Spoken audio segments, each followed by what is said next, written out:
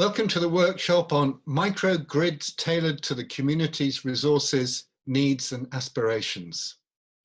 We have more than 100 participants registered, which demonstrates the high level of interest in the rapidly developing field of microgrid design, power generation, planning and implementation. Microgrids are nothing new, but recent technological advances in small-scale renewable power generation and smart grid design make them a cost-effective solution, particularly for places where large-scale transmission either does not reach or fails to give a reliable supply. Universal access to affordable, modern, clean energy is Goal 7 of the UN Sustainable Development Goals. The SDGs state that energy is central to nearly every major challenge and opportunity the world faces today, be it for jobs, security, climate change, food production, or increasing incomes. Access to energy for all is essential. In sub-Saharan Africa, more than 625 million people have no access to modern energy services. Most African countries, 42 in all, are net energy importers, and fossil fuel-fired plants account for 81% of total electricity generation, which is mostly in South Africa. Most large infrastructure projects are public investments financed by national budgets. The estimated cost of bringing Africa's energy infrastructure to modern standards is $93 billion a year. There's a huge gap between energy supply and demand in Africa and other developing countries that successive efforts have failed to bridge. The envisaged holistic hybrid microgrids will lead to a prototype model for the creation of sustainable and resilient distribution networks for off-grid locations, with the potential to enable the electrification of millions of households.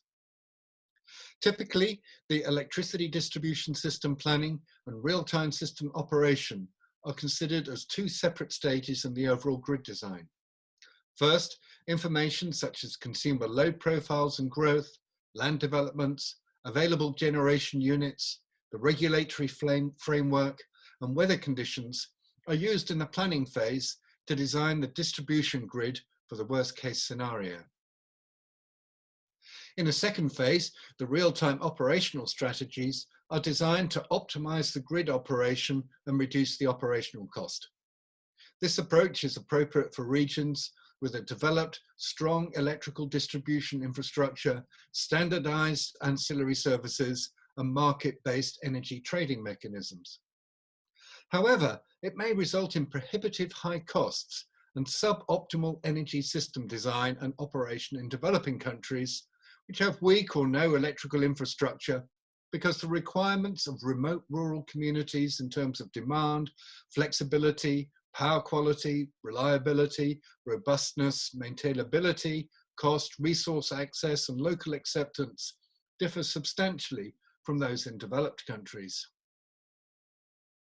In addition, the lack of existing electrical infrastructure diminishes the available data required for the planning phase, such as load consumption patterns and types of generators and costs, and so on. Finally, the existing pool of energy generation units is restricted by the scarcity of resources and the technical expertise of the local communities. Therefore, a power system design in developing countries enabling self-sustained and resilient energy distribution should ideally take a holistic system approach, integrating both the planning and real-time operational design into a single joint design stage.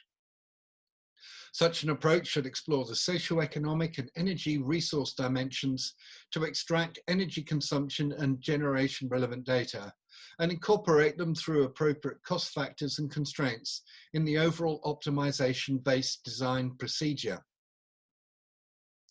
This workshop is part of a 3-year project on creating resilient sustainable microgrids, funded by the UK Engineering and Physical Sciences Research Council through the Global Challenges Research Fund.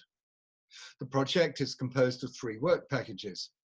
The first on planning and design of flexible and robust microgrids. The second is on tailoring the microgrids to community needs.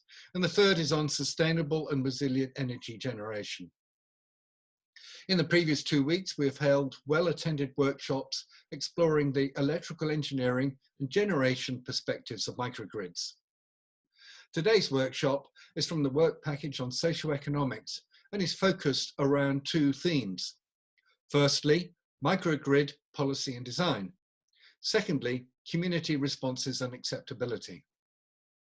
The workshop starts with a plenary session with 3 excellent speakers. Tony Sustandi from the Ministry of Energy and Mineral Resources of Indonesia, Professor Francis Kimaso from Kwame Nkrumah University of Ghana, and Nelson Tashiobia from AOT Consulting in Uganda. I will now hand over to Hifadz Wibisono to chair the first session.